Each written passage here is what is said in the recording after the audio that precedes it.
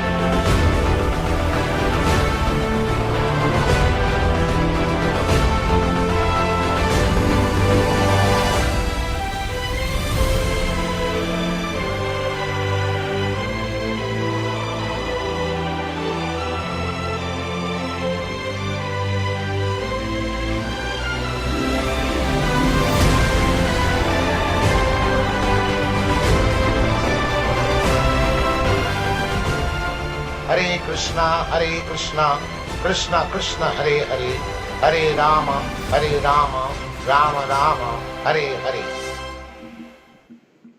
Hare Krishna, all glories to Śrīla Prabhupāda, all glories to the members of the Sankirtan movement and the participants in our regular weekly sadhana program of hearing the philosophy of Krishna consciousness from the Acharya, the bona fide Acharya, Śrīla Prabhupāda. And it is important to note that this is the Kali Yuga. And the Kali Yuga, there are certain characteristics of the Kali Yuga that are all pervasive. And I'm going to go to the Bhagavatam, text number 10 in the first canto, chapter 1. The public men in this iron age of quarrel are almost always meager in the duration of life. So this is a fact that we don't live long. We think we do, but the meager life is, in the Kali Yuga, is 100 years it's supposed to be. But the fact of the matter is, a lot of people, depending on the country that you're in, may live to 50, 55, 60, 70 years, if you're lucky. Because there's all kinds of disease that is in the societies that we live, especially cancer here in North America. People suffer from cancer due to, here it says, oh, the member of learned society, they are not only, but also very lazy.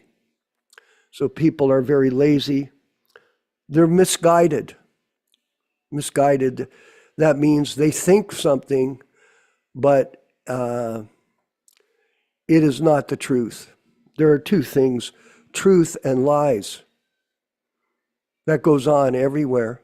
It was interesting to note that I received a nice video from, a copy of a video from Ram Raghava yesterday. It was Kash Patel in America being given the oath of allegiance to his role as the FBI director in that country. And it was interesting to note that the Attorney General there, she said, okay, take the oath of this office on the Gita. Very good. It was very positive that here this man was recognizes his role and swearing it before God on the Bhagavad Gita, not the Bible. Very interesting. And I put it up and I saw some people just criticized the statement. oh, this guy is evil, he's this or that, and not any kind of appreciation for the point. And the point was that this person was swearing on the Gita. So people are totally misguided. That's what's going on, especially in the mission of Śrīla Prabhupada. People are being misguided by our God brothers. That is a pathetic thing. And Dasa Avatar, it is something that is intolerable for many of us, because the truth is really what will set us free. And the misinformation campaign in that group is atrocious. And also, not only the cover-up, the thievery. People don't realize how much money. We were looking at this issue the other day, and someone put up information about a fellow in Kyrgyzstan. And this guy has reported his income to the government. Interesting, he's a member of ISKCON. He's one of these fake gurus. And he's the third richest person in Kyrgyzstan. And he gets people to donate to him regularly. And I've been saying, and some people think, oh no, he's just speculating. I'm not speculating. Intuitively, we know that these members of that group are very wealthy individuals, even though they wear the robes, the pink robes of sannyasi, which is not considered to be appropriate, to accumulate large sums of money in bank accounts for their own personal security. That's their insurance policy. Tens of millions of dollars, hundreds of millions of dollars robbed from the Sankirtan mission by these nefarious people. It's terrible, misguided. Prabhupada says here, unlucky. And above all, they are very disturbed. This is the reality of the Kali Yuga. It's kind of depressing if you think about it. How these things are described in the Bhagavatam, and how we look at things around us and that's all we see, mass confusion. Even in a spiritual movement, the Sankirtan movement, there's mass confusion and opinion. Ram Raghava. I call it the society of opinionators. I've got an opinion. Oh yeah. Is it a truth? No. It's a misrepresentation. It's a lie for personal ambition. This goes on. This is the Kali Yuga. So this is right in the beginning of the Bhagavatam, that this understanding of the time and place we're in are explained very clearly to everyone in this Shruti, these Shastras. And Prabhupada is so kind that he's giving us this insight, and he has given us a solution for our own personal mental disturbance, because it's disturbing, Dharma Bhavana, to be in a movement and see, or be in a society where everybody is confused. And only a few people, and even amongst the few people, hardly anybody can work together. That's a fact. Everybody is more or less independent agents. This is due to circumstance. The circumstance of the dissolving of a mission that they were a part of, and then being left on your own and trying to make out in the best way you can. And Prabhupada worked so hard to try to establish a mission. And he went through a lot of difficulty, as we've been reading in the diaries. So much difficulty, as we mentioned yesterday. I mean, he was on the boat from the Jaladuta, and he suffered those immense heart attacks. And you saw on the page, he just put a line, no functionality. So difficulty in New York, tremendous difficulty. He went from 65 to 66, an entire year of austerity, completely on his own, rejected by everyone, but at the same time, he kept trying. He never gave up. He's an Acharya of the highest level. And it's an amazing story. So sad that Prabhupada is not with us. It's terrible, at least in his Vapu form. I personally thought, oh, Prabhupada will live for 100 years. I was sure of that. And then unfortunately, things happened in 1977, and then things changed dramatically. So, but Prabhupada still is with us in Vani. This is a more transcendental understanding of our philosophy, that Prabhupada lives in sound form, just like Krishna is alive in sound with us. When we chant the Hare Krishna mantra, Krishna is dancing with us. It's hard to see the dancing sometimes because we're so fallen. But at the same time, we have to have faith in the words of the spiritual master. We're going to go further. We're going to read some sections from this,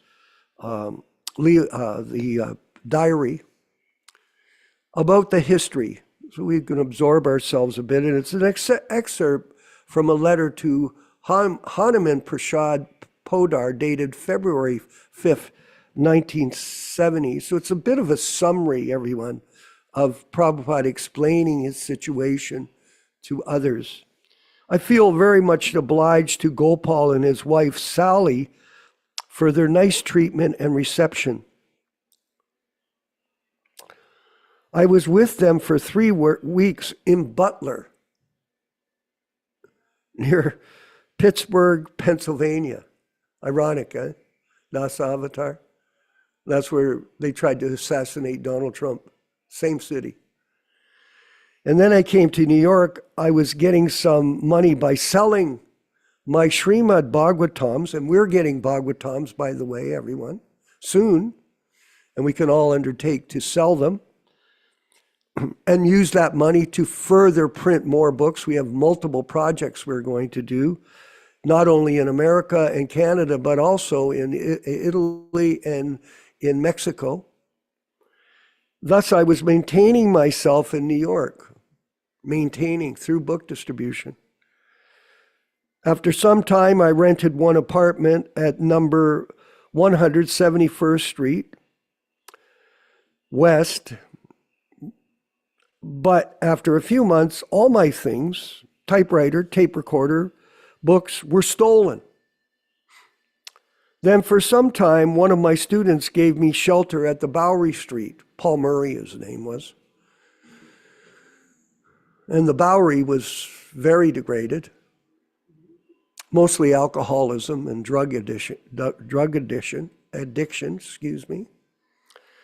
I rented a storefront and an apartment at 26 2nd Avenue for $200 per month. But without any source of income, I started my classes, and sometimes on Sundays, I used to chant Hare Krishna mantra in Tompkins Square from 3 to 5 p.m. So we went out for 2 hours.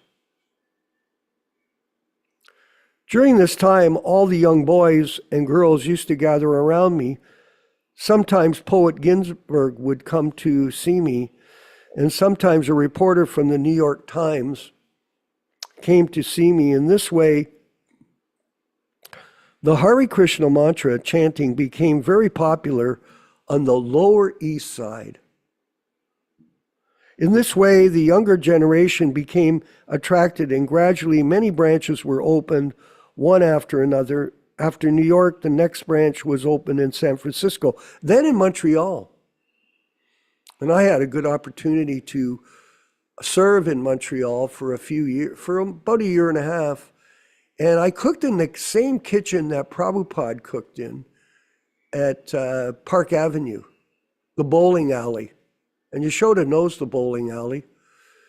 And I used to be there, and I remember this, just so all of you know, there was we had men and women staying there, but we only had one washroom. That's all. There was one washroom to service, say, 30 people. And we used to have to stand in line, men and women, to use that washroom. And you had to go quick because it was a very small washroom. It had a shower and a toilet and a sink, a little sink. It was hardly anything. And guess what? Prabhupada I always remember this, that Prabhupada stood in line to use that washroom in the morning. He didn't go ahead and say, oh, I should be in charge, the head of the line because I'm the guru or acharya. In fact, it's interesting to note, Prabhus, that when you read these books, especially when you read the first canto, Prabhupada's referring to acharya, but he doesn't refer to himself. You have to figure it out. That's the challenge. And a lot of people haven't. They think they're the acharya. That's a mistake. That is a ridiculous, misguiding principle that has been introduced into this society for the personal ambition of a few confused souls. Come on, call us up. Eh? Call us up. Let's deal with it. So here we go. In this way, the younger generation became attracted, and many branches were opened one after another. After New York, the next branch in San Francisco, then Montreal, then in Boston.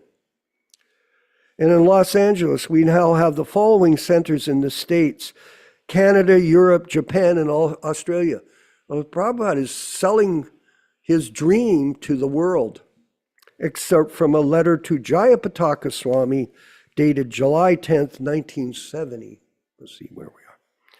I'm very glad to learn from your letter, 2nd of July, that both yourself and Achyutananda went to Babu Ghat for chanting Hare Krishna. I'm very glad to learn that.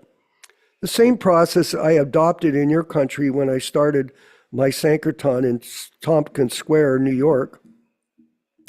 Krishna was so kind to send me all of these boys and girls who are helping me now. Babu Ghat is a very nice place. Similarly, in front of Babu Ghat, there is the Eden Garden. That is also a very nice place.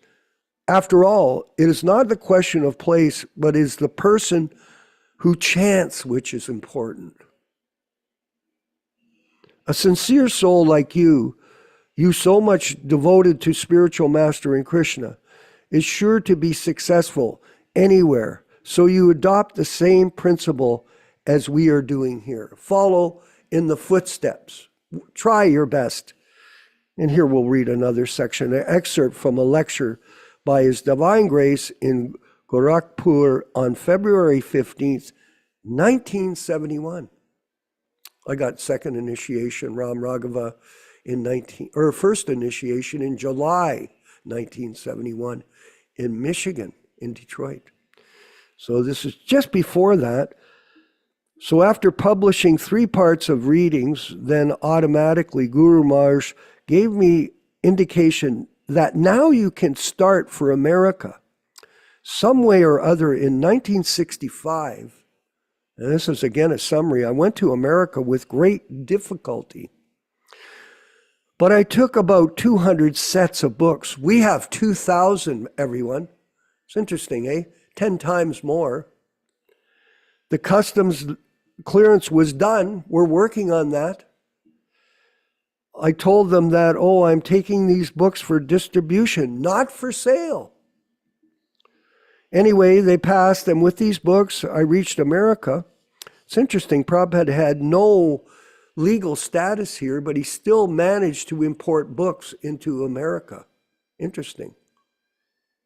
200 sets. And I was maintaining myself by selling these books for 1 year. And this is how he started this book distribution campaign. He did it himself. There was no friend, and I was living in an apartment with great difficulty. No friends. Sometimes I feel like that. I think all of us do feel that way. We have no friends. Still, the whole, I mean to say, stock and my typewriter, my tape recorder, everything was stolen. And I should qualify, when you realize, I was listening to a lecture this morning, friend, when you realize Krishna is your best friend, then you're making advancement in Krishna consciousness. So your only friend is Krishna. True, especially when you're on your deathbed. You have to realize that. In this way, I became very much depressed. And I was going to the shipping company when the next ship is going to go to India. So Prabhupada's being totally honest here with us. So they gave me such and such date. Then I thought, let me wait for some time more. So he didn't give up. Then I shall return back. He thought, well, if it's not good. And Prabhupada did encourage us. If the preaching is not good somewhere, go somewhere else. I had returned a ticket, of course, so there was no difficulty from Sumati Maharajji. In this way, and I met her, as you know, and I had a private interview with her on her request. In this way, 1966, by selling books, I had only $200, and I dared to take one apartment, and storefront was $125 per month, and the apartment $75, so I had only $200. So I advanced him $200. I did not know how to pay next month's rent. Incredible. So I started in 1966 lecturing in the storefront and in living in that apartment in 26 2nd Avenue. Then gradually these boys, American boys and girls, began to come. And then I started my kirtan in Compton Square. More and more, these younger Americans, they came to me and they were organized. Then I registered the Krishna Conscious Society under Religious Act of New York in 1966. And gradually people took interest. Incidentally, in Montreal, we opened the society under one corporation. And we used exactly the same articles of incorporation that were used in New York, identical. People means the younger section, all the boys and girls, they were from 16, not all 16, but they were 16. They were young, that's the point. Krishna Das was at that time 16 years old, and between 20 to 30, only I think Keith now, Kirtananda, he was at the time 29. And Hayagriva, I think 29. So in this way, this Hayagriva, I met him on the street. After renting the apartment and storefront, when I was returning to this Hayagriva, Professor Howard Wheeler, he was philosophically minded, so he asked me, Swamiji, are you coming from India? So I told, yes, I'm coming from India, the land of religion. So you are interested in Indian philosophy? Yes, sir. Why don't you come? I've taken one storefront and apartment. So I came back. I showed him, here's my storefront and apartment.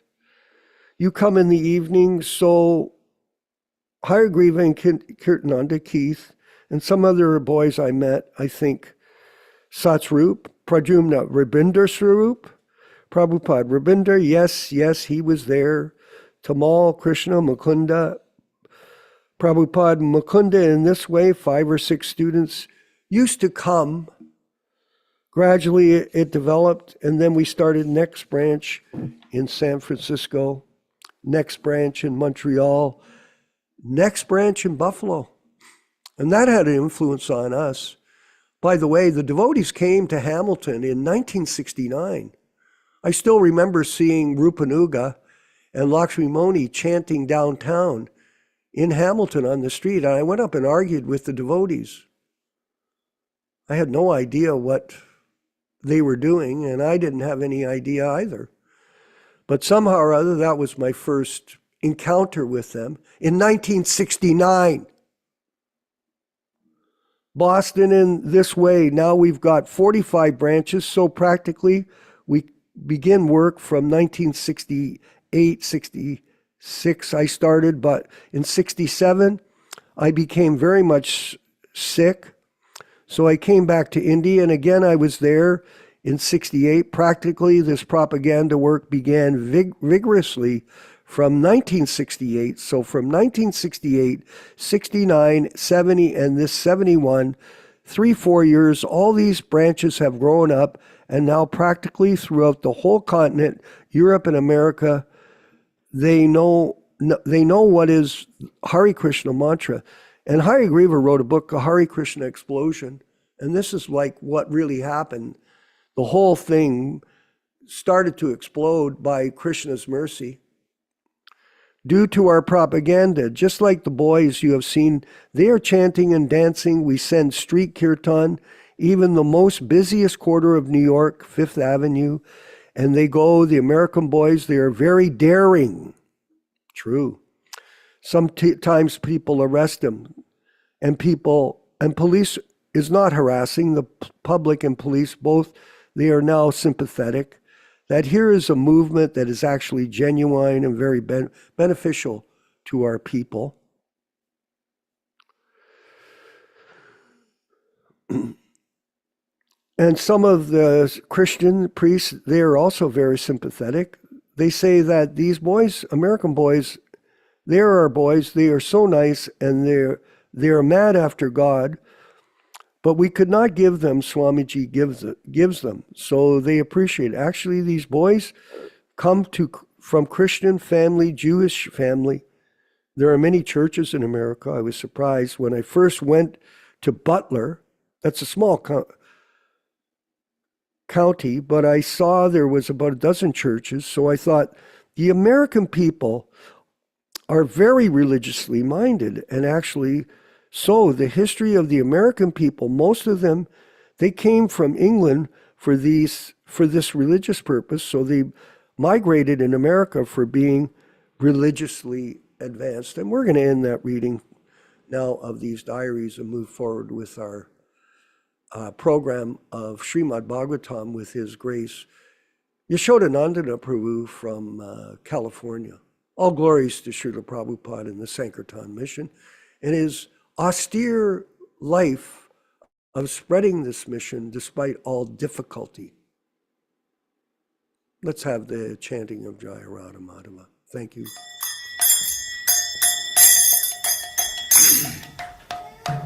Sai.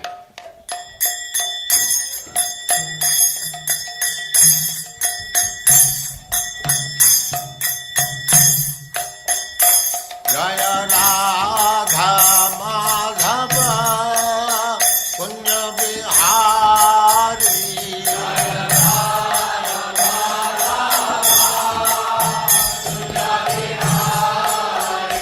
Jaya Radha Madhava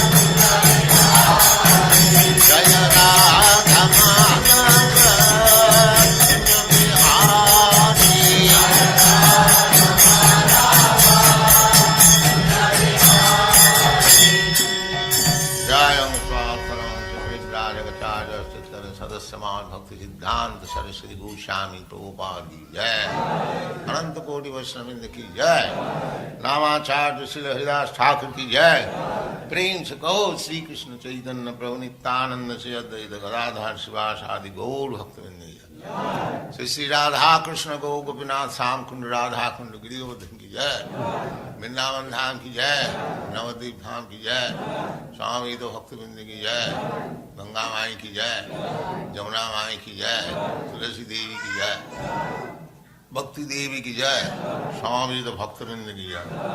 All glories to the assembled Lord. All glories to the assembled Lord. Thank you very much.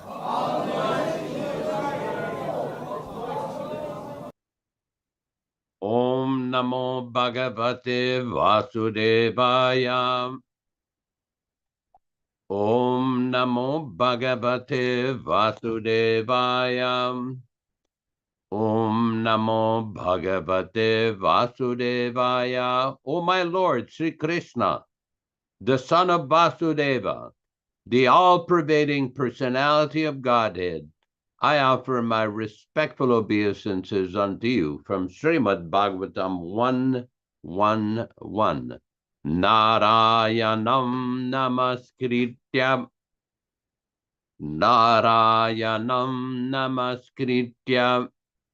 naram chaiva narottamam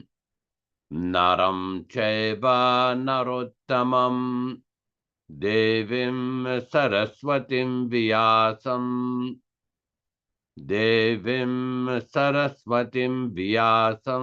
tato jayam mudirayet.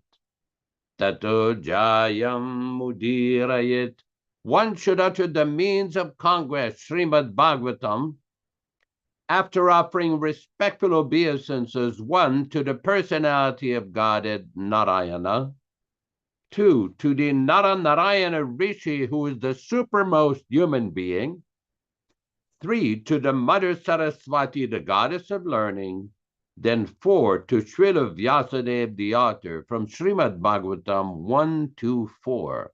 Welcome, everyone, to this reading and discussion on Śrīmad-Bhāgavatam.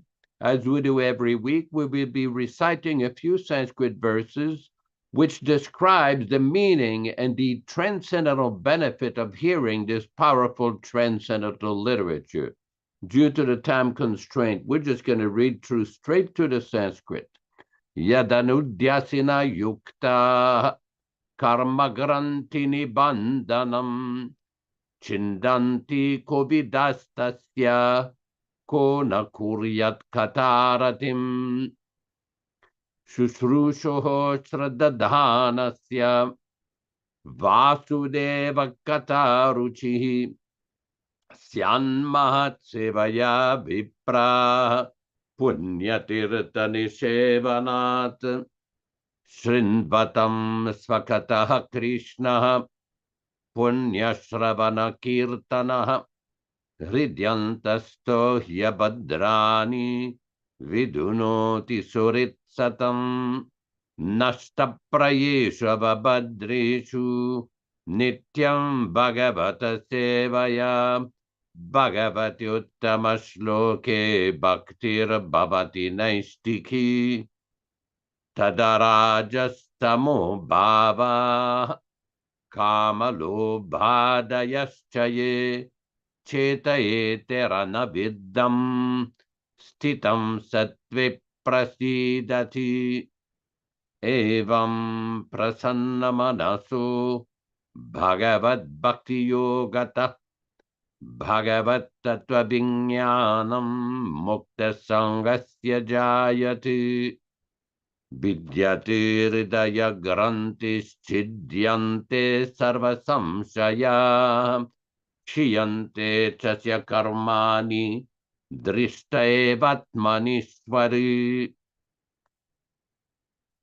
We will proceed with our reading. It should be noted that this reading is being conducted on the basis of the original 1962 Bhagavatam. This is the same Bhagavatam which Vishwakarma Prabhu was referring to earlier in this presentation that he brought with him on the boat from Calcutta to Boston, the original unedited version, and all English synonyms, translations, and purport by His Divine Grace A.C. Bhaktivedanta Swami Prabhupāda, Founder-Ācārya of the International Society for Krishna Consciousness, also known as the Krishna Consciousness Movement. Today we will be reading from Canto 1, Chapter 6, text number 22. Sakrijadarshitam murupam etad kamayate naga matkama sanake sadhuhu sarvam munchati sakrid once, jad that, darshitam shown, rupam form, etad this is, kamaya for the matter of hankerings, te your, anaga O the virtuous, mat mine, kamaha desire, sanakai by increasing, sadhu devotee, saravan all, munchati gives away, richayan material desires. Translation by Śrīla Prabhupāda. O the virtuous, as you have once only seen my person, it is just for your increasing the hankerings for me. Because the more your hankerings for me, the more you be freed from all material desires. Purport. A living being cannot be vacuumed from desires. He is not a dead stone. He must be working with thinking, feeling, and willing. But when he thinks, feels, and wills materially, he becomes entangled one after another. And conversely, when he thinks, feels, and wills for the service of the Lord, he becomes gradually freed from all entanglement. The more a person is engaged in the transcendental loving service of the Lord, the more he acquires a hankering after it. That is the transcendental nature of godly service. Material service as satiation, whereas spiritual service of the Lord has no satiation, neither any finishing goal. You may go on increasing your hankerings after the loving transcendental service of the Lord, and yet you will not find any satiation nor the end of it. By intense service of the Lord, one can experience the presence of the Lord transcendentally in the direction of such service. Therefore, seeing the Lord means being engaged in his service, because his service and his person are all identical. The sincere devotee may go on with sincere purpose of service of the Lord, and the Lord will give proper direction as to how and where it has to be done.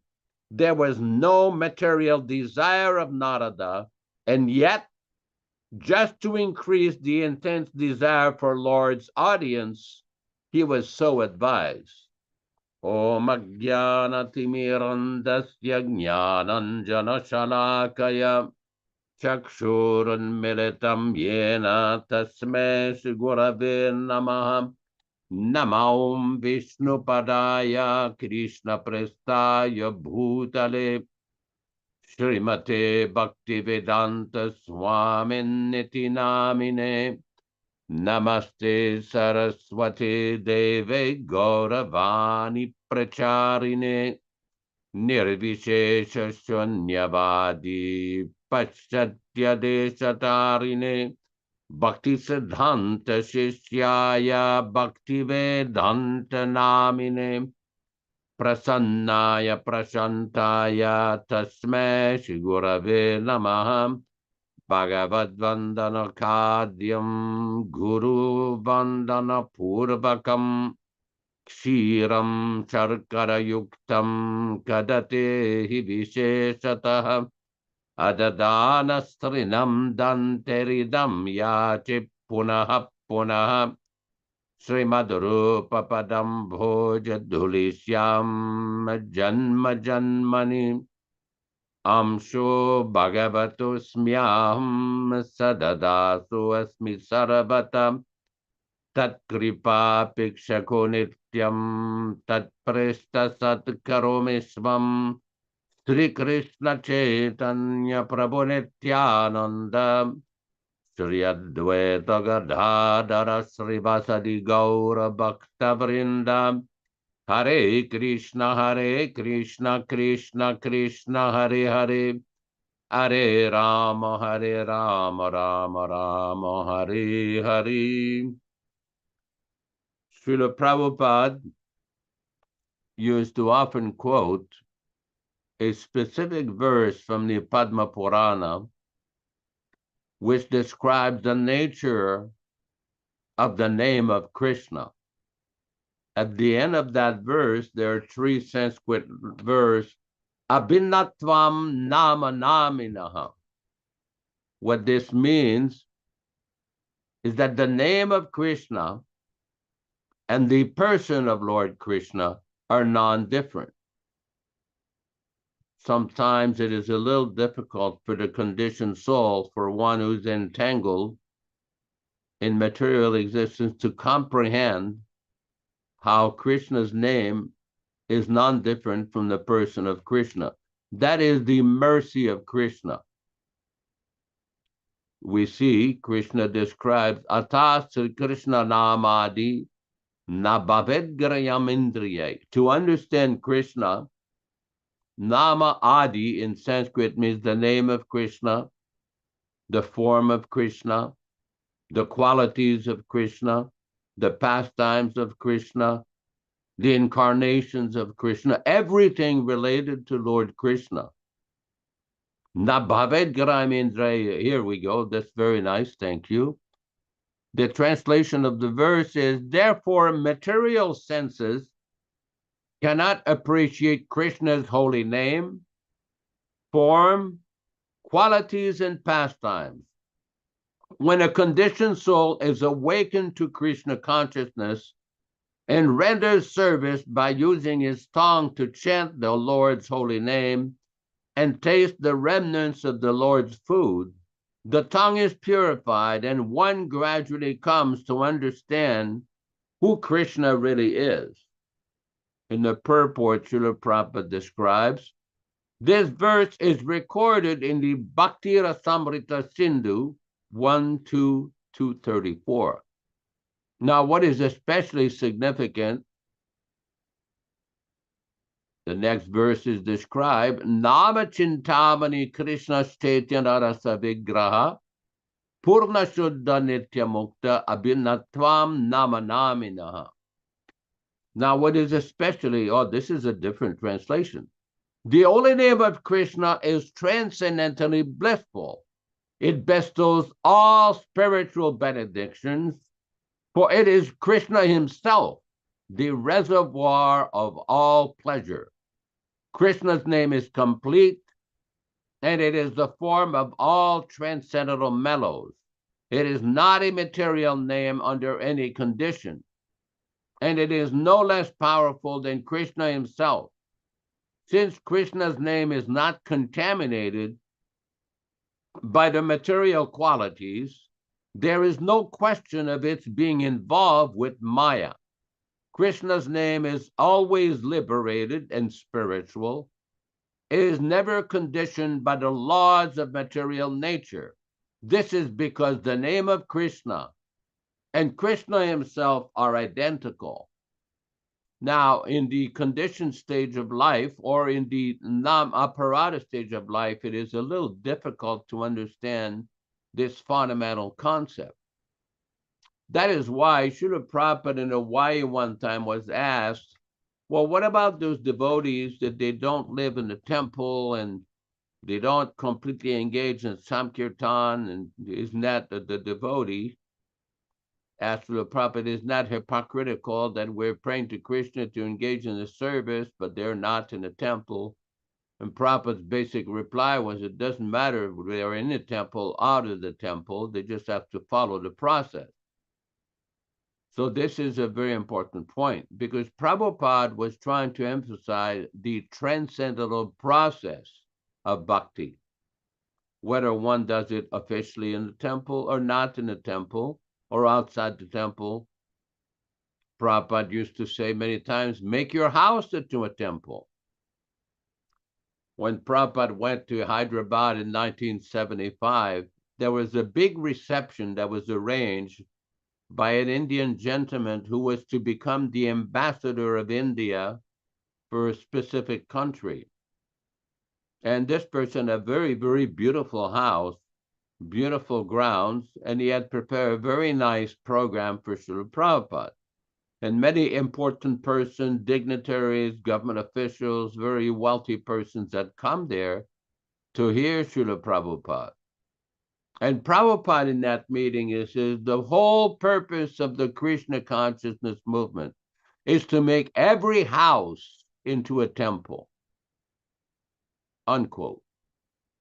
So this point is, this is very important, because people are sometimes neophytes or persons with a poor fund of knowledge are under the misconception that you can only practice Krishna consciousness in the official big temple. No, that was not Prabhupada's philosophy. Prabhupada's point is you can make your house, wherever you live, make it into a temple. Now, the next question may be, well, how do you do that? This is not very complicated. Prabhupada has described.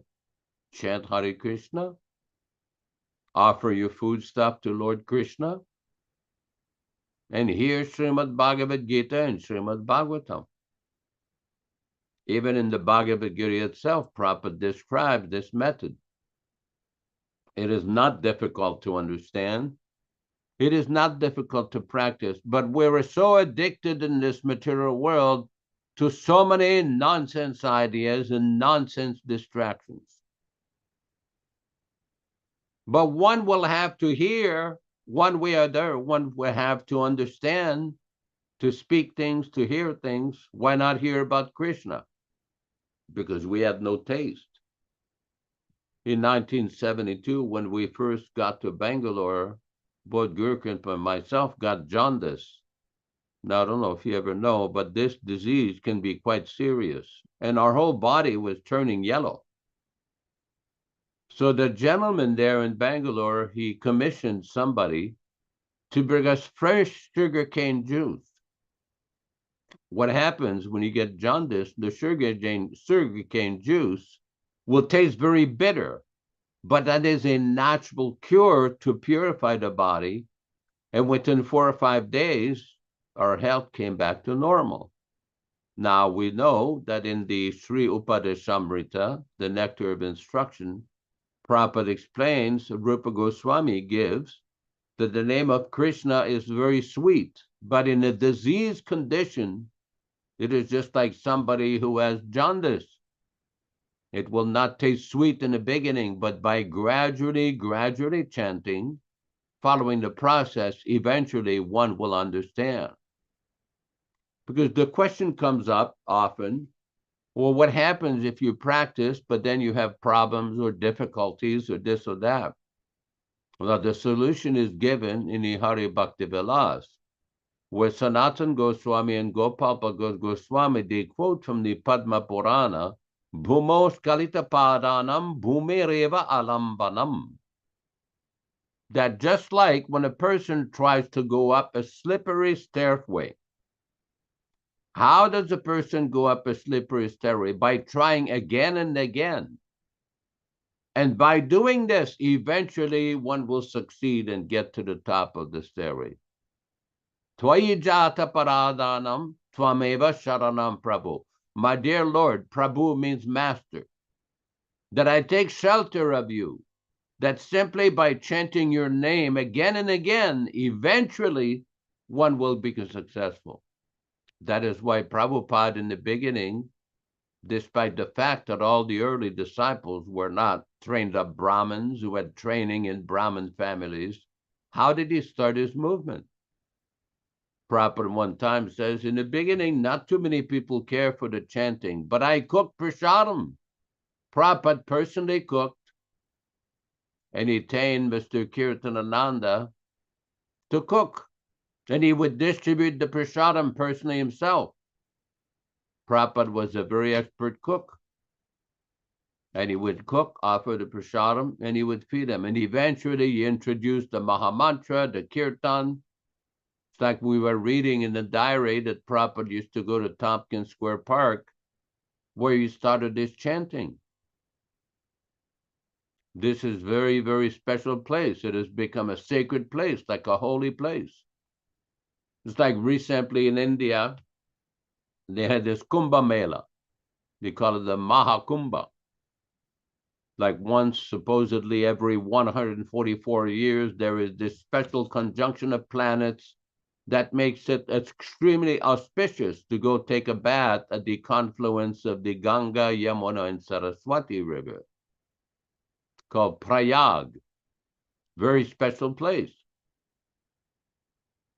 So in that sacred place, one gets very powerful transcendental benefit.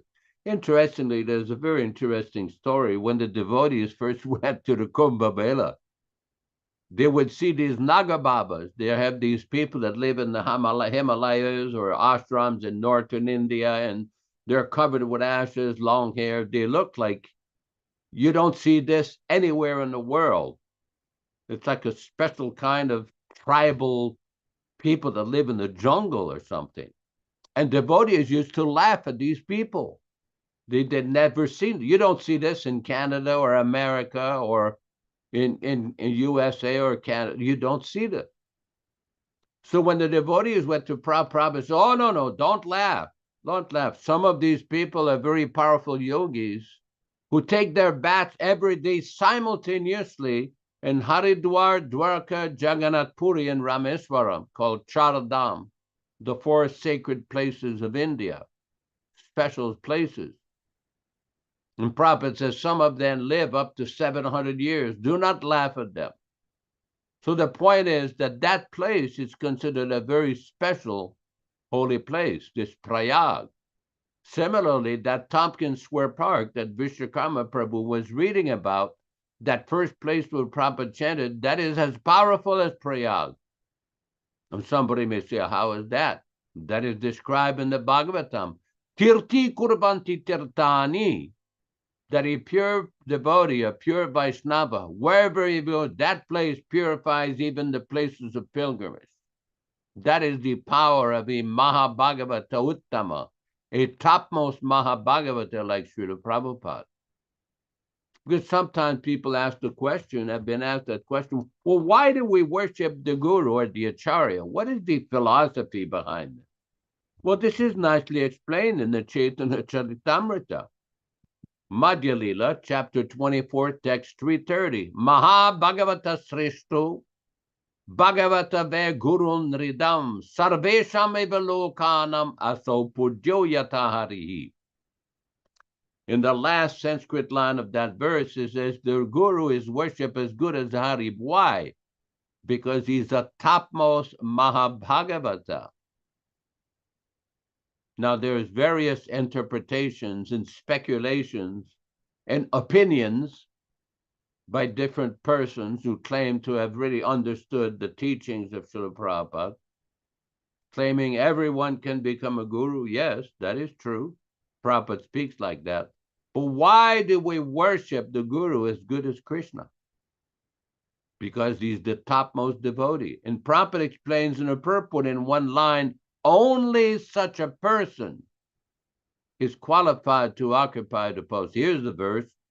The entire verse is Maha Bhagavata Srishto Brahmano Ve Gurun Rinam Sarvesham Evelokanam Aso Pujyo Yata Harihi Mahakula Prasutopi Sarva Yagneshu Dikshitaha Sahasra Shaka Dhyayicha Naguruhu Syada Vaishnavaha.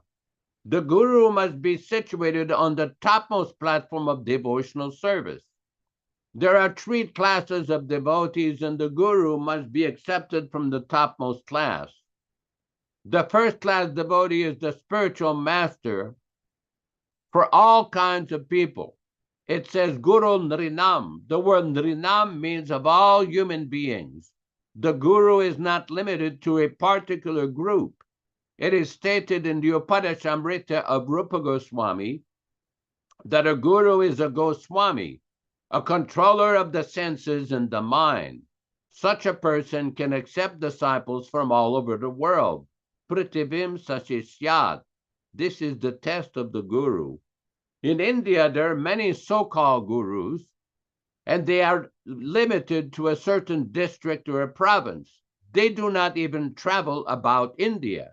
Yet, they declare themselves to be Jagat Guru, gurus of the whole world. Such cheating gurus should not be accepted. Anyone can see how the bona fide spiritual master accepts disciples from all over the world. The Guru is a qualified Brahmana. Therefore, he knows Brahman and Parabrahman. He thus devotes his life for the service of Parabrahman. The bona fide spiritual master who accepts disciples from all over the world is also worshipped all over the world because of his qualities. Lokanam aso pujyo yataharihi. The people of the world worship him just as they worship the Supreme Personality of Godhead. All these honors are offered to him because he strictly follows the Brahmanical principles and teaches these principles to his disciples. Such a person is called an Acharya because he knows the principles of devotional service. He behaves in that way himself, and he teaches his disciples to follow in his footsteps. Thus, he is an Acharya or Jagat Guru. Even though a person is born in a Brahmanical family and is very expert in performing sacrifices, he cannot be accepted as a guru if he is not a strict Vaishnava. A guru is a Brahmana by qualification, and he can turn others into Brahmanas according to the Shastric principles and Brahmanical qualifications. Brahmanism is not a question of heredity. In Śrīmad-Bhāgavatam 7:30-11, Sri Nārada Muni tells Maharaj Yudhishthira what a Brahmana is. He states that if Brahmanical qualifications are observed in Kshatriyas, Vaishyas, or even Shudras, one should accept them as Brahmanas. In this regard, Śrīla Sridhar Swami has commented, Samadhibireva Brahmanadi Vyavaharu Mukhyaha Najati Matraditya Yasyeti Yadyati Anyatra Varnantare Api Drishyeta Tad Varnantaram Teneva Lakshana Nimitteneva Varnina Vinirdiset Natu Jati Nimitteneti Artaha. There is a similar statement made by Nilakanta, the commentator on Mahabharata. Shudrupi Samadhi Upeto Brahmana Eva Brahmanopi Kamadi Upetaha Shudra Eva. Although one may be born in the Shudra family, if he's endowed with the Brahmanical qualities beginning with Shama, control of the mind, he is to be accepted as a Brahmana. Although one may be born in a Brahmana family, if he is endowed with the qualities beginning with Kama, lust, he is to be considered a Shudra. No one should present himself as a Brahmana simply on the basis of being born in a Brahmanical family.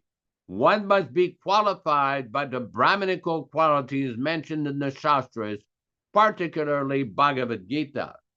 Samodamas tapasanto saucham, kshantir arjavamevacha, jnanam vijnanamastikyam, brahma karma swabhavajam. Peacefulness, self-control, austerity, purity, tolerance, honesty, wisdom, knowledge, and religiousness, these are the qualities by which the Brahmanas work. Bhagavad Gita 18:42. Unless one is qualified with all these attributes, he cannot be accepted as a Brahmana. And Prabhupada goes on like this. There's one part of this purported Prabhupada said, only such a person, a topmost Mahabhagavata, is fit to occupy the position of Guru. So this is a very important point, that those who claim that they've become a guru by so-called appointment or voting by ecclesiastical convention should try to listen. Prabhupada in one conversation stated, everyone has got an opinion, but not everyone has got the knowledge. But again, what to expect from those who claim that they have seen the truth? Thank you very much. To whom it may concern. Hare Krishna, Hare Krishna.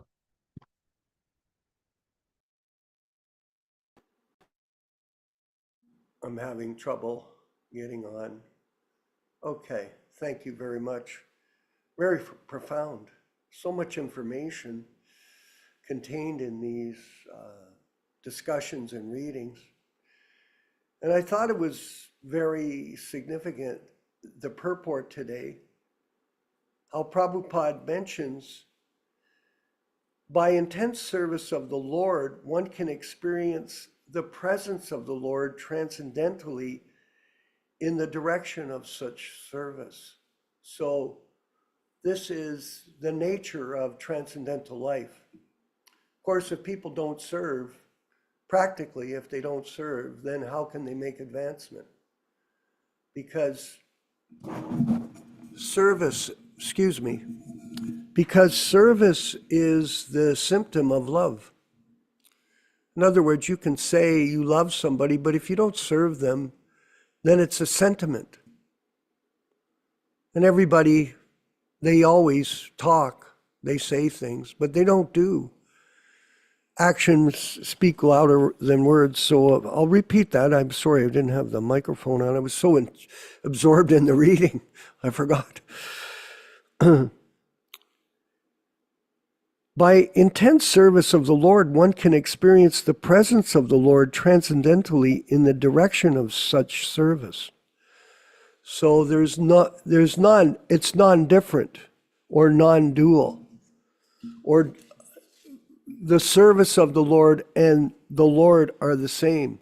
And you could see in Prabhupada's life how he was always absorbed in this service. And it came to mind this morning while reading this, even back in the early days, how Prabhupada, the context of how he wrote these books prior to his coming to America.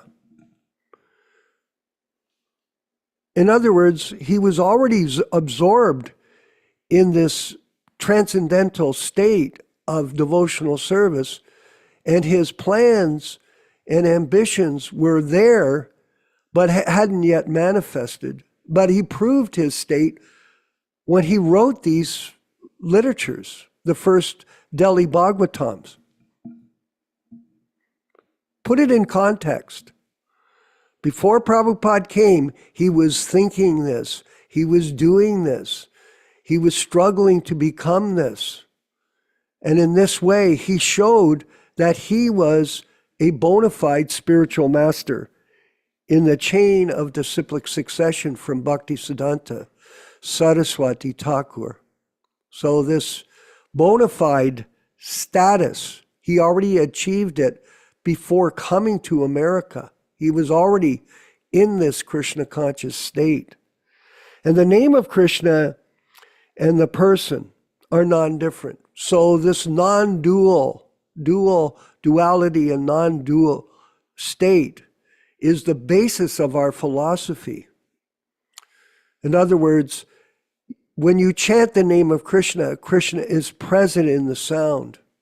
Whereas the name water, you take the name water, you can chant water, water, water all day, and it'll never satisfy your thirst because it's dual. The name and form are not the same, but non-dual, this transcendent, the service of the Lord and the Lord himself are non-different. The name of the Lord and the form of the Lord are non-different.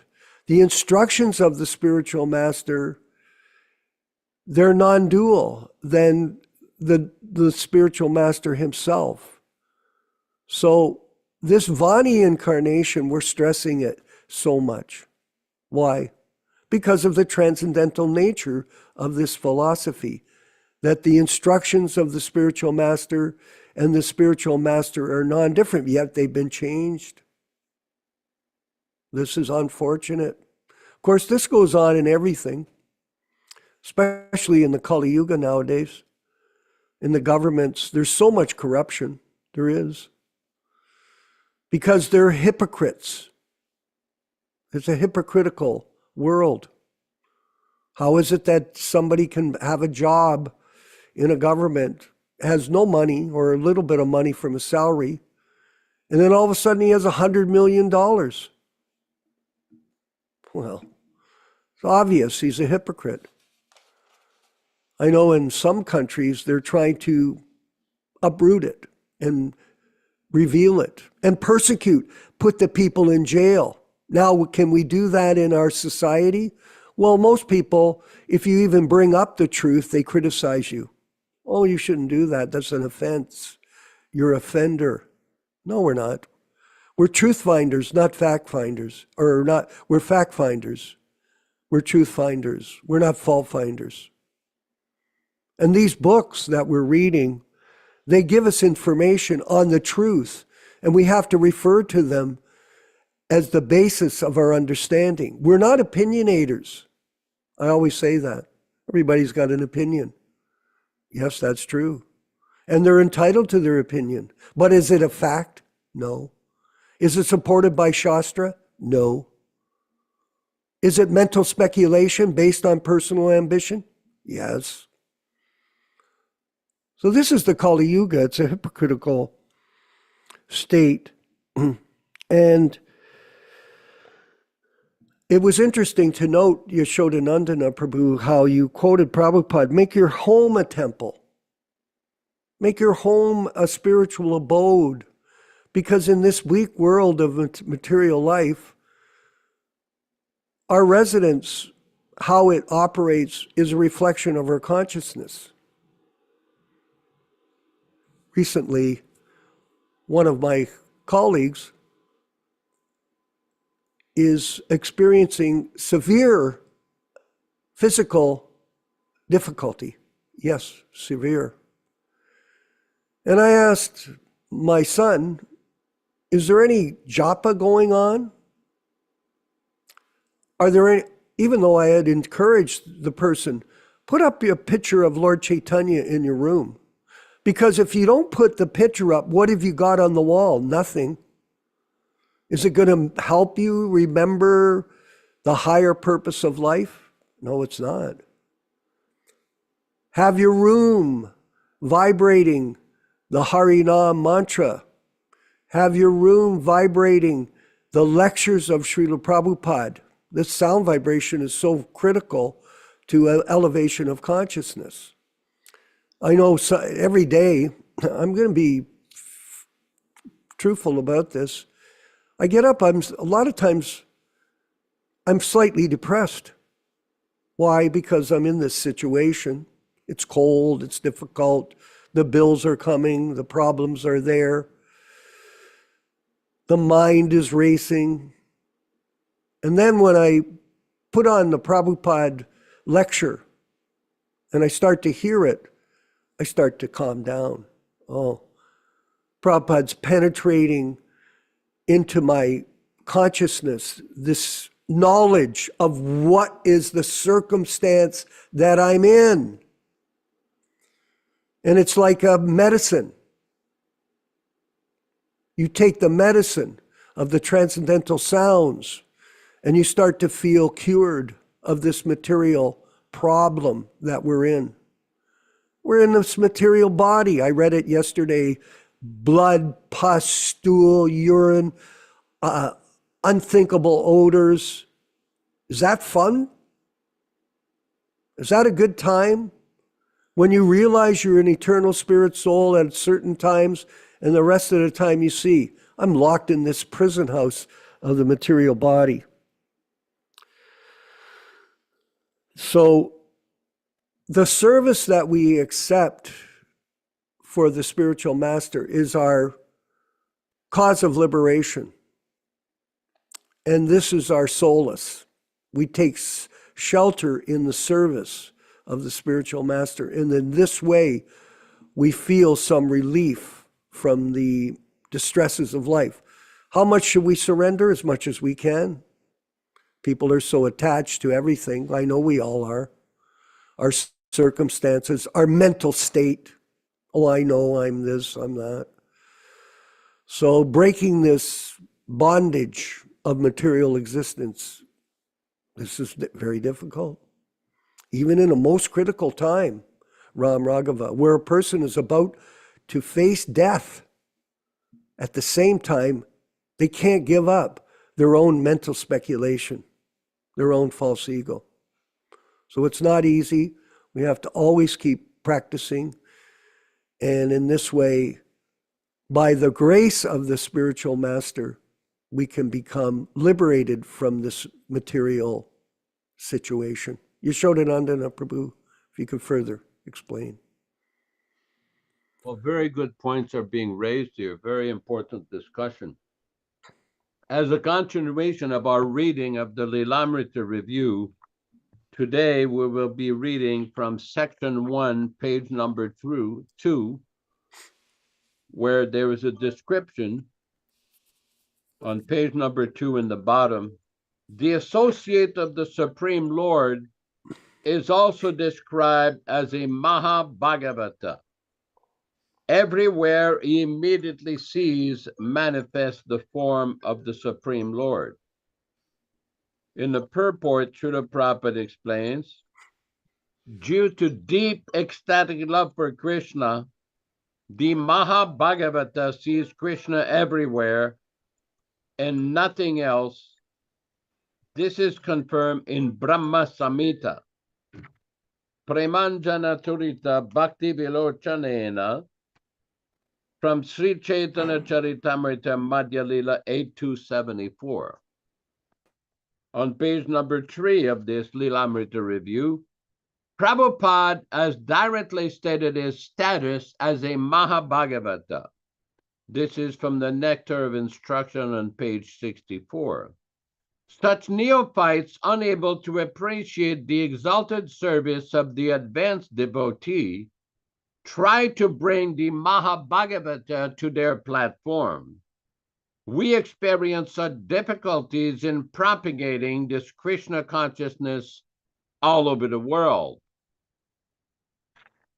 Unfortunately, we are surrounded by neophyte godbrothers. They simply try to bring us to their platform. His Divine Grace Śrīla Prabhupāda was never affected by the material modes of nature, which include the contaminations of happiness and distress, heat and cold, hunger and thirst, etc. His body was not made of the material elements. When he sometimes said otherwise, that was to accomplish his own purposes in the advancement of his disciples. His body was spiritual. Then there's a quote from a letter from Śrīla Prabhupada to a devotee named Madhusudana. Yes, the analogy concerning the spiritual body of the Sadguru is acceptable, but not in the material sense. In the material world, the gold box and the gold-plated box may be different in price. But in the spiritual world, there is no distinction. There, the gold box and the gold-plated box are the same. From a letter from Śrīla Prabhupada to Madhusudana Dāsa, February 1st, 1968. The associate of the Lord, when he comes to this material world, either as a Nitya Siddha or Sadhana Siddha, does not have to experience and tolerate pain. He is of the same quality as Lord Krishna in this regard. Then there's a quote from Śrīmad-Bhāgavatam, Canto 3, Chapter 25, Text 24. Even though he appears to be in the material world, he is not affected by the miseries of the material world. Those who are sadhavaha, or devotees engaged in Krishna consciousness, in the transcendental service of the Lord, do not feel the contamination of material miseries, whereas those who are not devotees in Krishna consciousness actually feel the miseries of material existence.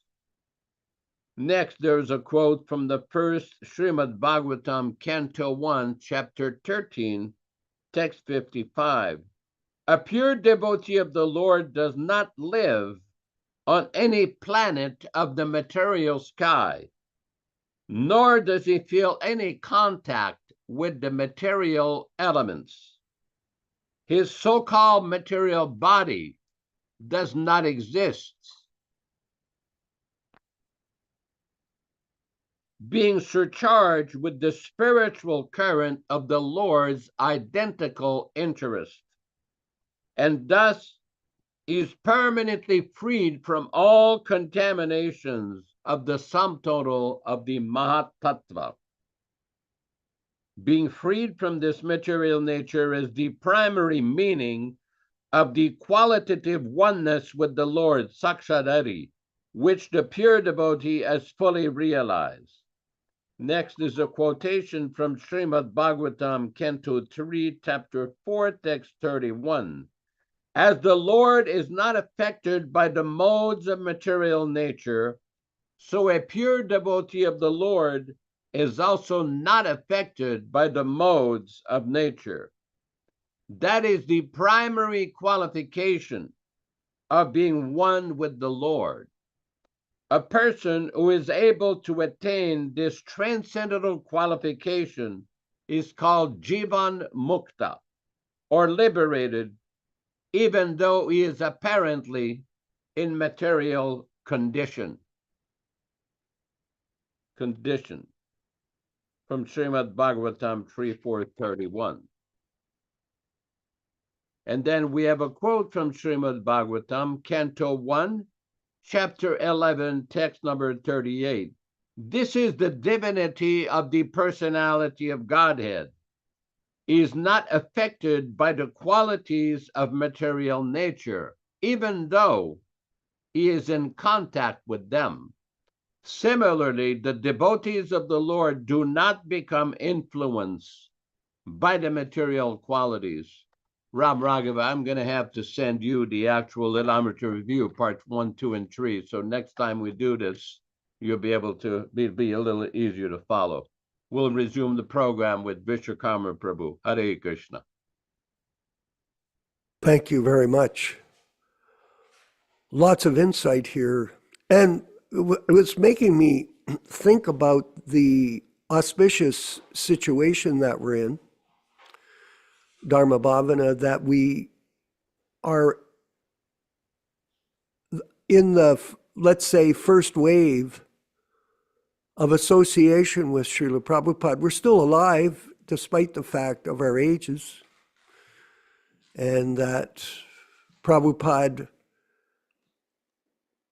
blessed us with his personal association to help us, to inspire us to carry on with devotional service and take advantage of the human form of life.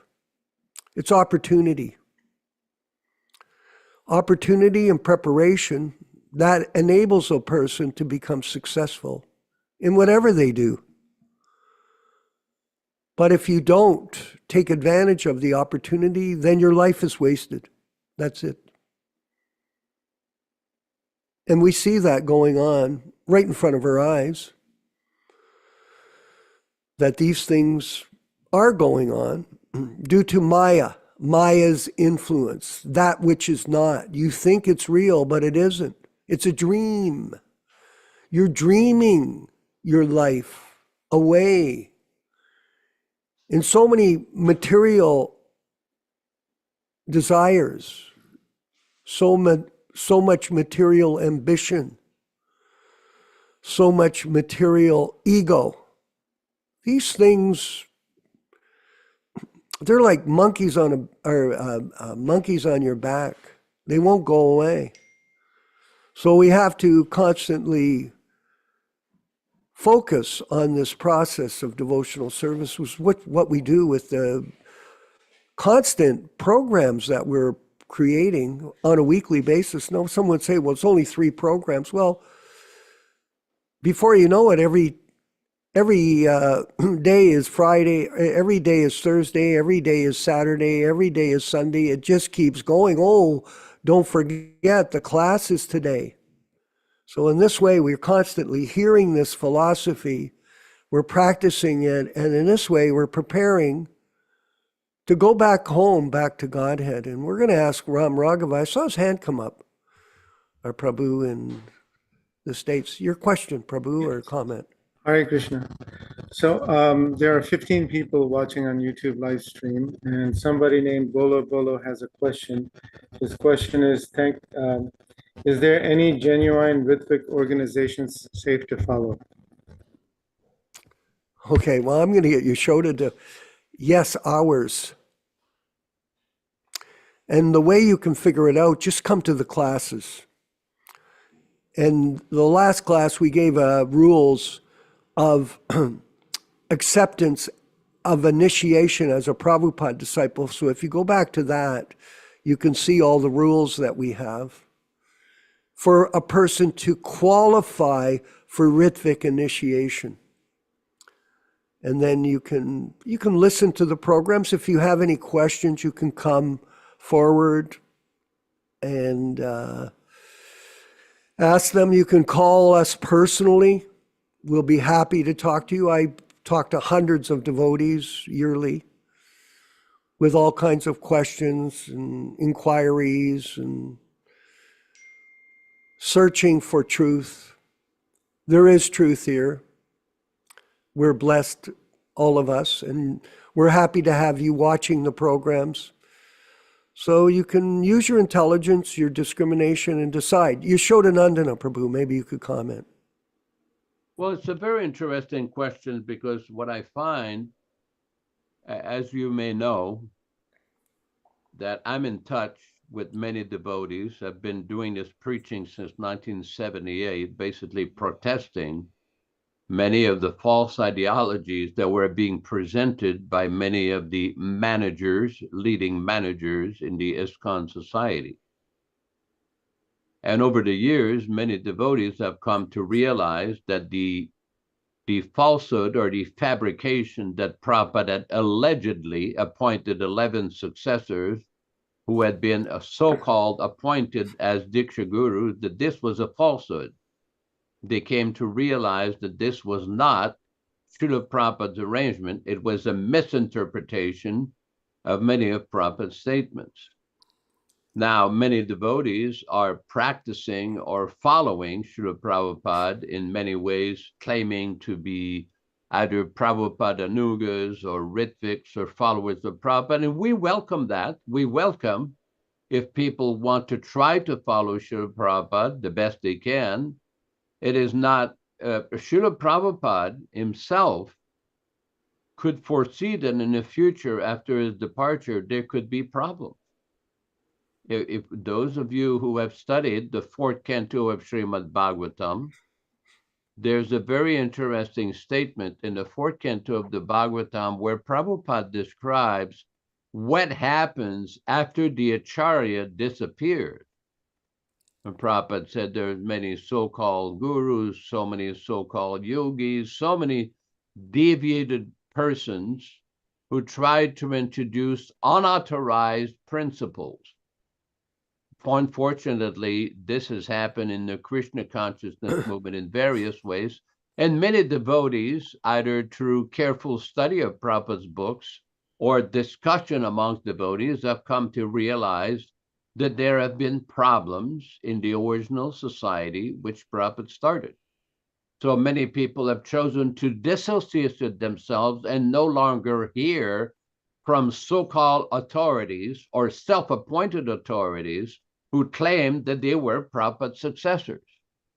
Now, to be nominated to manage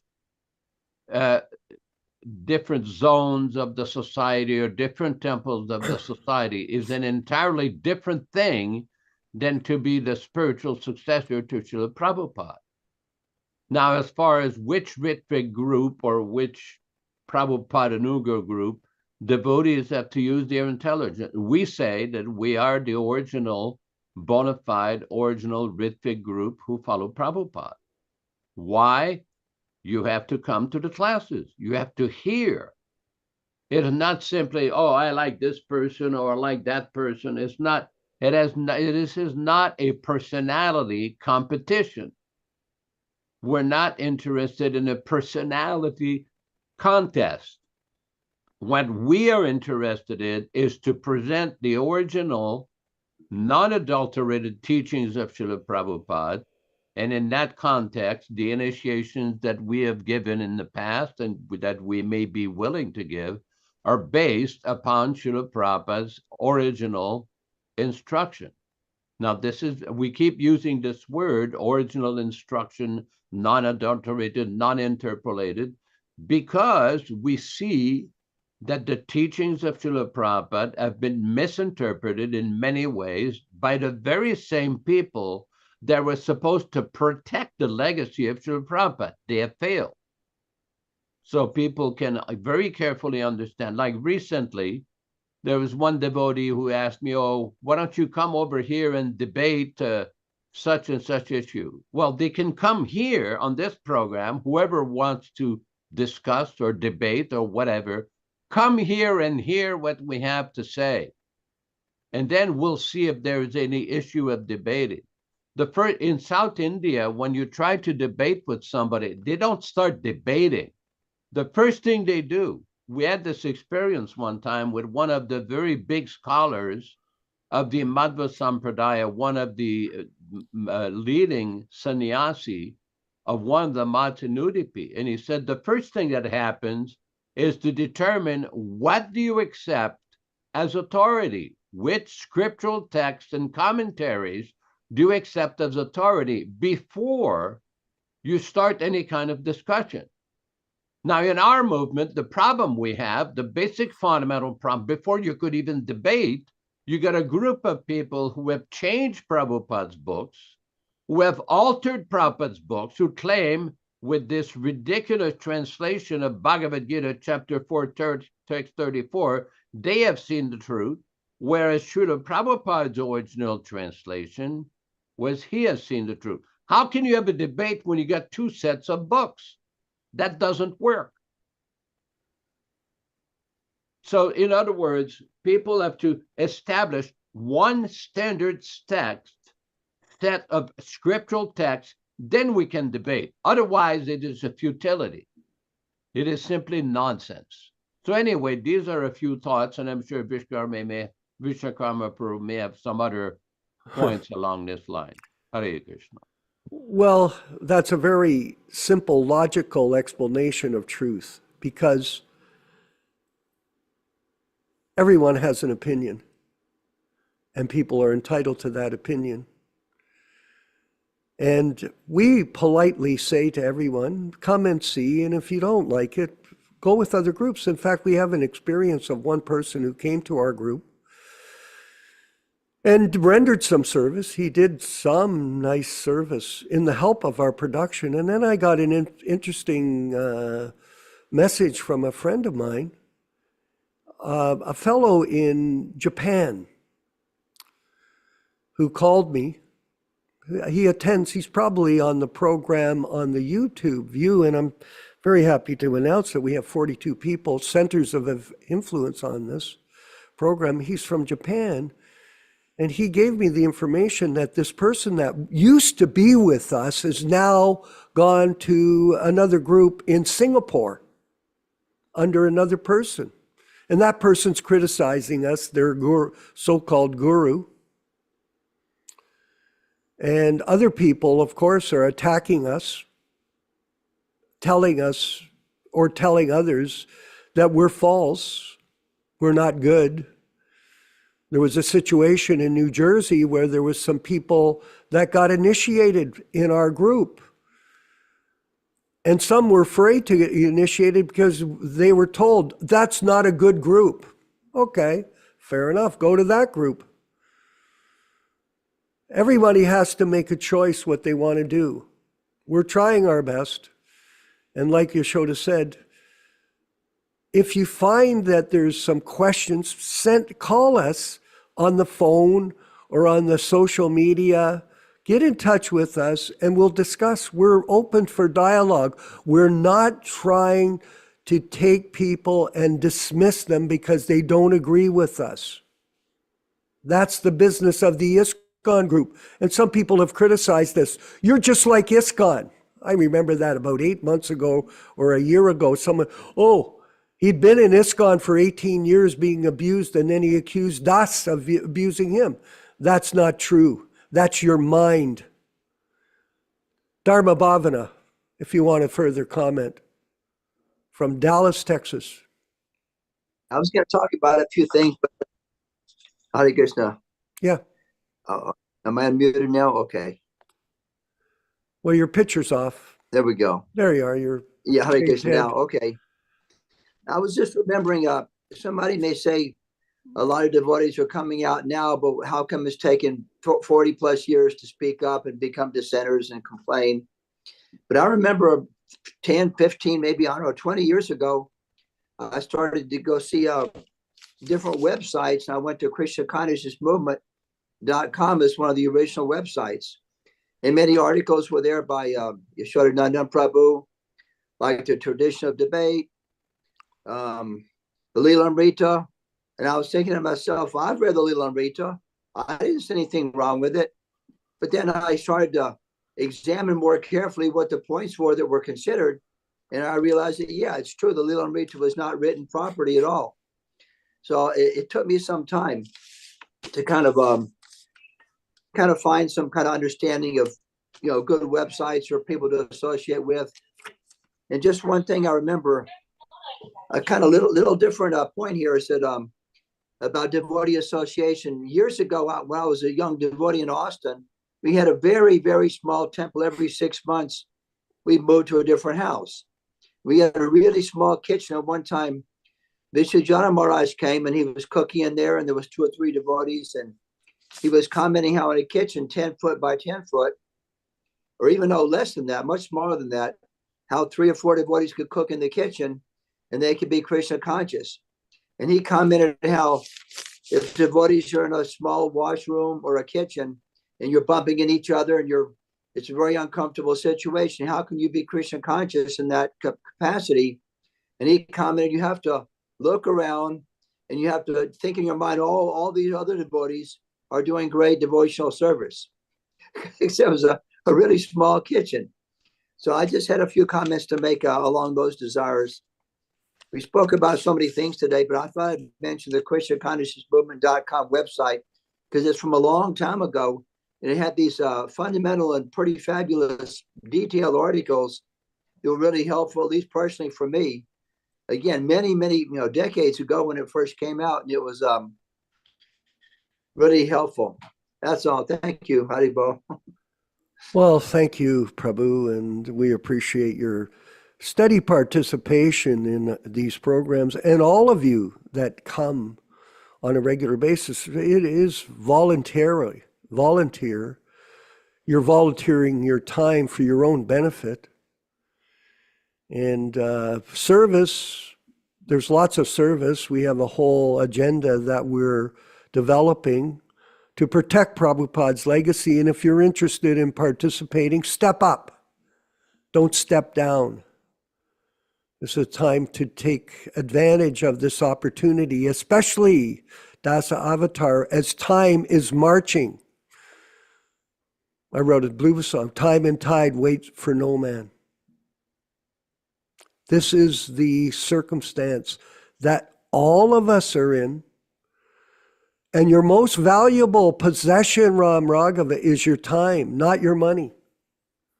What you do with your time every day. Just like every day we all get up, we chant our rounds. Yes, it takes time. It takes 2 hours or maybe more or less depending on how you chant, but it takes time. And the most important use of time is the service that we render to the mission of protecting Prabhupada's legacy, which Yaśodā-nandana Prabhu, and I do appreciate, it was actually Krishna's arrangement. Somehow or other, I got to associate with you some 8 or 9 years ago when we started to work together. And it's evolved to this time. We're not very far. It's not easy. But at the same time, we're giving time. And in this way, we're getting some success with all of you. And you, by the way, I wanted to mention to everyone here, we consider you centers of influence, that all 42 of you today on this program, 42. And during the week, I send out the programs to all kinds of groups. In my Facebook, I have group pages. And today already, people are saying, well, we're a Prabhupada group, we're an ISKCON group, we're a Lord Chaitanya group. They rejected my invitation to attend the class. Your post has not been approved. Very interesting. Nowadays, I understand that, because before I sent it to some people and they would reject the post. I thought, okay, I'm not sending them to anymore. Now I send it to them anyway. I don't care. Just show me you're not interested in hearing Śrīmad-Bhāgavatam. Show us so we know who are our supporters and who aren't. That's okay. Because in this world, there are some devotees we want to associate, and the other ones, you can go and associate with these people in Singapore or anywhere else you want. That's your choice. And good luck to you. All glories to the Sankirtan movement. Thank you very much. Ram Raghava, any last comment for us? I have, there's one more question from the YouTube live stream. Yeah, please. Somebody named Christopher says, Christopher. regarding Ritvik, the one question I have is Bhagavad Gita 2:41 purport in support of a living spiritual master. It says that the spiritual master knows the disciple and so guides him. Is that a valid argument against Ritvik initiation? Okay, repeat that again for Yaśoda. He's going to respond. Read that again, Sweek. It's The purport in Bhagavad Gita 2:41 says that the spiritual master knows the disciple and so guides him. Is that a valid argument against Ritvik initiation? Yaśodā-nandana Prabhu. Well, I have the text in front of me here. There's a lot of different places where the inference is made in Prabhupada teachings about living disciple, living guru. But what is living? Have you ever heard the statement from Śrīla Prabhupada in 1969, where Śrīla Prabhupada stated on the 13th of January during a Śrīmad-Bhāgavatam class, what we have heard from the spiritual master, that is living. What about that? What about the Śrīmad-Bhāgavatam, the first canto? One says one should not associate with a saintly person by seeing, but by hearing. What about the hundreds, if not thousands, of references about hearing submissively from the Acharya? What about, from a practical historical perspective, the devotees who never met Śrīla Prabhupada, but yet were initiated by Śrīla Prabhupada? What about those devotees who never spent any living time or physical association with Prabhupada, but yet were initiated on the day of their so-called initiation or actual initiation? In other words, what is association with the spiritual master? Now, I'm quite familiar with all these various arguments that people claim that you can't accept initiation from somebody who is not physically present, but that is not proper. How did Vishwanath Chakravarti Thakur accept Narottam Das Thakur as his guru? There was a lecture from Śrīla Prabhupada where Prabhupada describes how Vishwanath Chakravarti Thakur, who, by the way, never physically met Narottam Das Thakur, they were never living on the planet at the same time. How did he accept him as his spiritual master? How? Obviously, it's not because he physically met him. They were never on the planet at the same time. So in other words, the concept, the meaning of initiation and association and accepting a spiritual master has to be understood properly according to Prabhupada's statements. Don't be victimized by the propaganda of the self-appointed Acharya party. They have not understood Prabhupada's teachings. They will mislead you. Because when Prabhupada says that the spiritual master knows the disciple, the spiritual master, like Śrīla Prabhupada, is especially empowered by Krishna.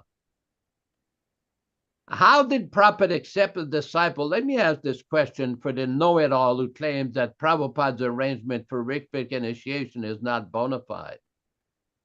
Which previous Acharya before Śrīla Prabhupada ever initiated people? For example, Prabhupada is in New York. He's initiating somebody in Tokyo or in London, England. No one, there's no record of anybody ever doing that before in the disciplic succession. But during Prabhupada's manifested presence, nobody ever challenged Prabhupada on that, because they all understood that Prabhupada was especially empowered to preach Krishna consciousness according to time, place, and circumstances, and to make arrangements to facilitate the expansion of the Krishna consciousness movement. That's why he authorized different disciples, representatives, senior disciples, temple presidents, sannyasis, GBCs to do things on his behalf. How? I mean, in other words, we have to use our intelligence. The formalities of the initiation, the choosing of the name, the fire sacrifice, the throwing the bananas of the fire, that is one aspect. What we're talking about is the process of initiation, the divyam jnanam process, the transmission of transcendental knowledge. That is the real essence of initiation. This is described in the Nectar of Instruction. Divyam jnanam yato dadyat kuryat papasya sanshayam Tasmat dikshiti saproteste deshike tapakovide. In other words, Śrīla Prabhupada's system was to engage devotees. He was one person, and he empowered his disciples, representatives, to do things on his behalf. And as long as the disciples considered that aspect and keeping Prabhupada as the focus, the movement expanded. And the minute they started concocting these bogus interpretations and misinterpretation, everything started to fall apart. So this idea that the guru knows the disciple, yes, he's empowered by Krishna. He has special knowledge, special empowerment, special yogic powers, special mystic powers, special supernatural powers. He's not an ordinary living being.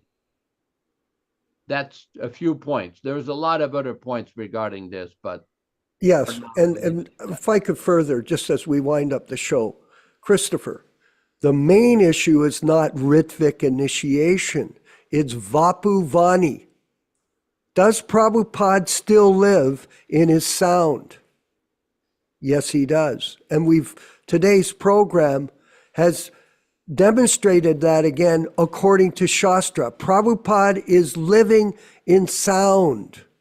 That is a sound incarnation.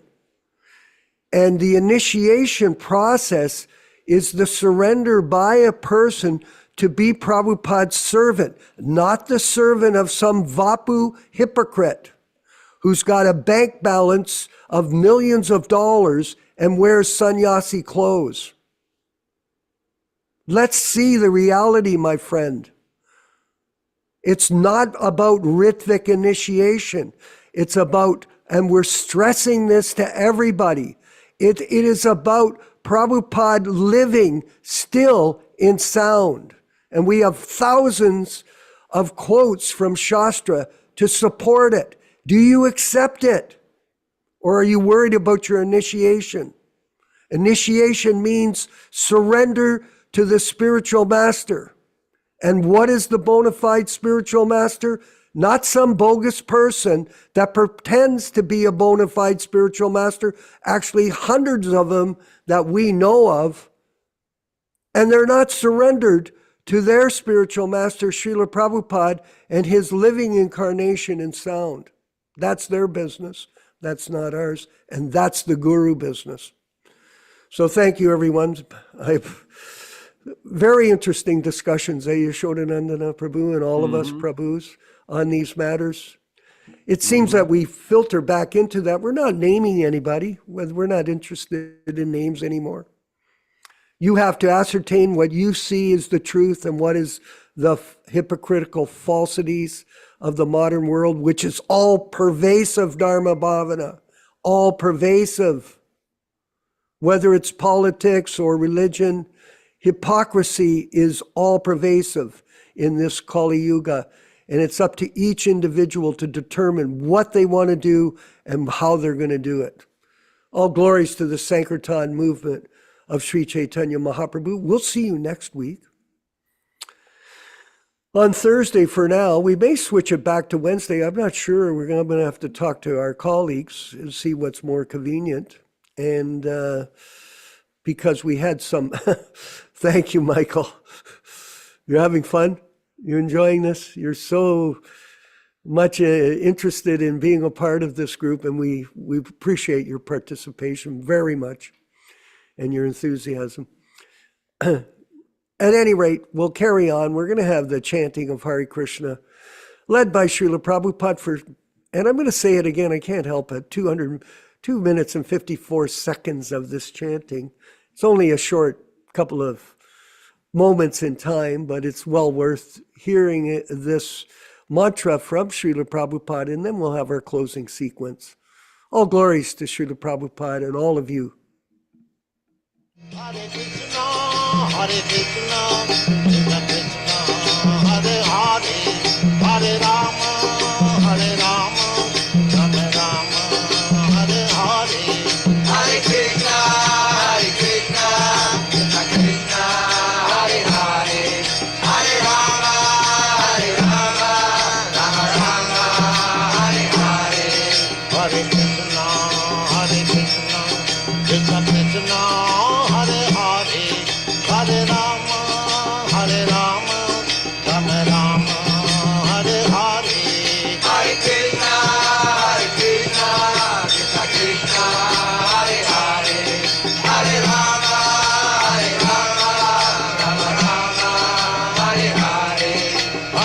Krishna, Hare Krishna, Krishna Krishna, Hare Hare, Hare Rama, Hare Rama, Rama Rama, Hare Hare. Hare Krishna, Krishna Krishna, Hare Hare, Hare Rama, Rama Rama, Hare Hare. Hare Krishna, Hare Krishna, Krishna Krishna, Hare Hare, Hare Rama, Rama Rama, Hare Hare. Hare Krishna, Krishna Krishna, Hare Hare, Hare Rama, Rama Rama, Hare Hare. Hare Krishna, Hare Krishna, Krishna Krishna,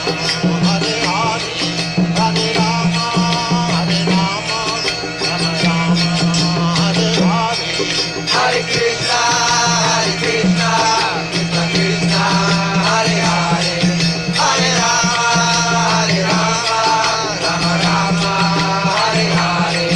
Hare Krishna, Krishna Krishna, Hare Hare, Hare Rama, Rama Rama, Hare Hare. Hare Krishna, Hare Krishna, Krishna Krishna, Hare Hare, Hare Rama, Rama Rama, Hare Hare. Hare Krishna, Krishna Krishna, Hare Hare, Hare Rama, Rama Rama, Hare Hare. Hare Krishna, Hare Krishna, Krishna Krishna, Hare Hare, Hare Rama,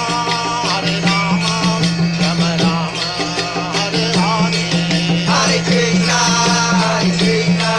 Krishna Krishna, Hare Hare, Hare Rama, Rama Rama, Hare Hare. Let us offer our respectful obeisances to all the assembled Vaishnava devotees. Vanchakalpa tarubhyascha kripa sindubhya evacha patitanam pavanebhyo Vaishnavibhyo namo namaha. I offer my respectful obeisances. We all offer our respectful obeisances unto all the Vaishnava devotees of the Lord who can fulfill the desires of everyone, just like desire trees, and who are full of compassion for the fallen souls. Thanks everybody for participating in this lively discussion. Vishwakarma Prabhu in Hamilton, Ontario, Canada, snowed in with all the snowstorms. Rochisa Devi Mataji in Montreal, Canada, also snowed in, but transcendently blissful. Ram Raghava Prabhu in Georgia, thank you so much for hosting the program. And Rupa Goswami Prabhu in Mumbai, India. We have Vijay Pandit in Venice, Italy. Pierangelo in Switzerland. Geneva, yes, very good. Dasavatar Prabhu in Australia.